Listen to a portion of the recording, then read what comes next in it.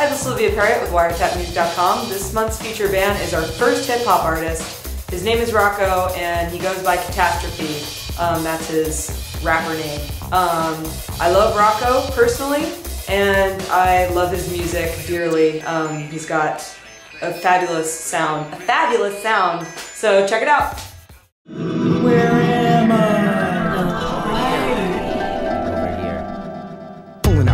Twisting off the cap, make it a long hit. I'm taking a bong hit, I'm making my mom split. I'm shaking my armpit, sweating, forgetting, bedwetting, betting it'll get in the way. I'm letting me say, I'm ready today to go the whole way. More foreplay, make out, then we get the Chinese takeout. Get down, then break the cake out or eclair. I'll always be there, be fair. Team hair, green glasses, sass in all my classes. Catasses, not easily understood by the masses. Massive, I give two craps, kid.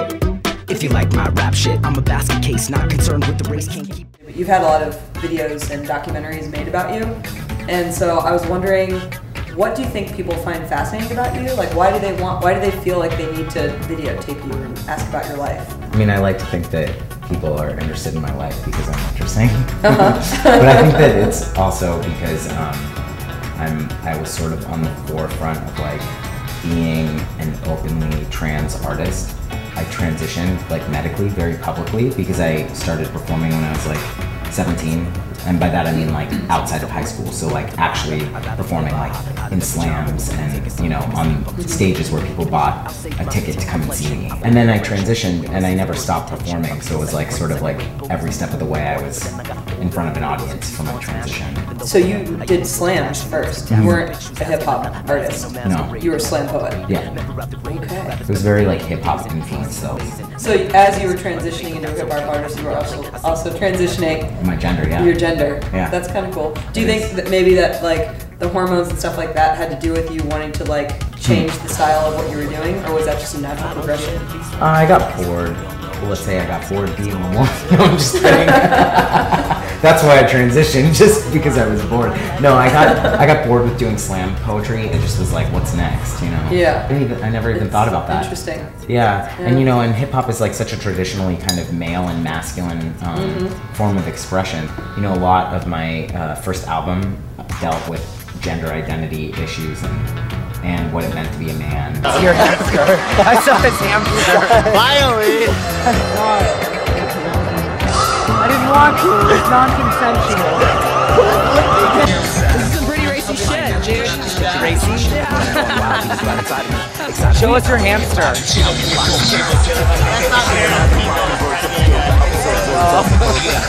Where are we?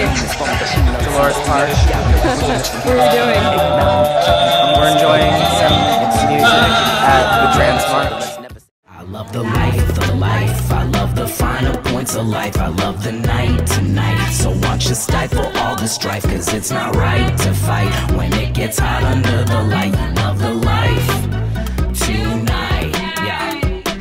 Let's take a taxi, let's go max these. No tax please, let's be fancy. Let's go dance please, let's all dance with Nancy. Fans with ransom plans, I'm so handsome man, just like Hanson Dam. Want a big fat mansion man, and a mention from Marilyn Manson plan. Won't leave it up to chance when I'm chosen. No woes and Would you identify more as a sober artist or a trans artist? I guess my like artistic identity isn't really tied to any other facets of my identity. I feel like I identify as like a sober man more than like a trans guy.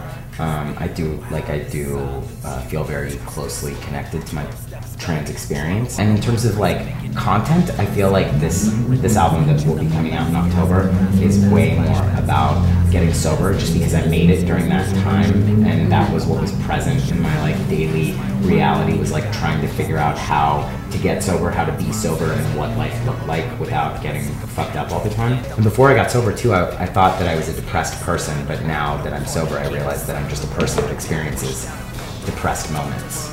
Would you say there's a strong relationship to fashion and the music you make? I wish that there was more of a relationship to fashion and the music I make. I like to thrift at least once a week because you know, if you don't, then you miss out on something good. Right now, my point of fashion is when I was little. That outfit is my point of fashion. Oh. Not today, but in general, I've gotten really into knickers and bow ties. Like, how often are you like, this is gonna be my point of fashion? How often do you see something and you're like, okay, I'm gonna work with this? Whenever I go through some sort of like major transition in my life, I feel exhausted by my whatever style I just had, and I want to mark the change by having some sort of dramatic shift in my fashion. With the orange? Are you kidding me? I think I owned a version of that sweater that I was wearing in my like 7th grade yearbook photo. Are you serious? Yeah. Do you still have that photo? No. I mean, I do at my parents' house. For me, I like to break out that often and celebrate. Which was also like a gnarly, Oh, this is it? a fucked up shaped t-shirt, but then Chelsea cut it into it. Oh, gay. It's deeply gay, right? Yes. It's like so lesbian, it's intense. What's next? Sweating all sexy. Don't you know it's back? Keep up, keep track. Not new, in fact, you should already know. Maybe it's not a big deal. Oh, you ain't heard of me? Well, I'm kind of a big deal. Afraid someone might murder me, cause I'm kind of a big deal. Think that's absurd, but see, I'm kind of a big deal. Say that shit furtively, cause I'm kind of a big deal. Oh, you ain't heard of me? Well, I'm kind of a big deal. Afraid someone might murder me, cause I'm kind of a big deal. Think that's absurd, but see, I'm kind of a big deal. Say that shit furtively. Would you ever want to be like a pop star? Yeah, for sure. I have wanted that. I thought that I wanted it at any cost. Then I was invited to be on the White Rapper show and on that VH1 show, and I realized that I didn't want it at a cost. And I also I think that I really enjoy the trappings of celebrity or being famous, because it's like, then I can live my life. People aren't following me, I'm not being harassed, but I can also be successful and like a decently known artist. And I can't even go shopping at the local mall. And I may be small, but I definitely know how to big ball. Never free fall, got people to catch me. You won't forget me, even if you don't know me. I'm about to show these disbelievers I'm just like Jesus, a bit like Bieber. Hot and insane, over eager and dame. If I'm Mike Seaver, you just got growing pains. I'm blowing flames and holding games. I'm blowing fame's about to attain and implanting your brain, cause now I'm a household name. I'm kind of a big deal. Oh, you ain't heard of me? Well, I'm kind of a big deal. Bring someone might murder me. So if you became a pop star, would there be like a certain crowd or certain people that you would want to influence, like with your celebrity status? In the social totem pole, I feel like trans people are at the bottom, and I would love to have an influence on people. You know, that section of like People magazine or Us Weekly where it's like, stars, they're just like us. Or they're like, they eat food, they go grocery shopping. Like, trans people, they're just like us. To sort of like make it a thing that is like acceptable and fine and like a non-issue, I would love to have an influence like that. Can you name 3 songs that you wish you had written? Yeah. Daylight by A$AP Rock, What It Takes by Aerosmith, There Is a Light by the Smiths. What It Takes?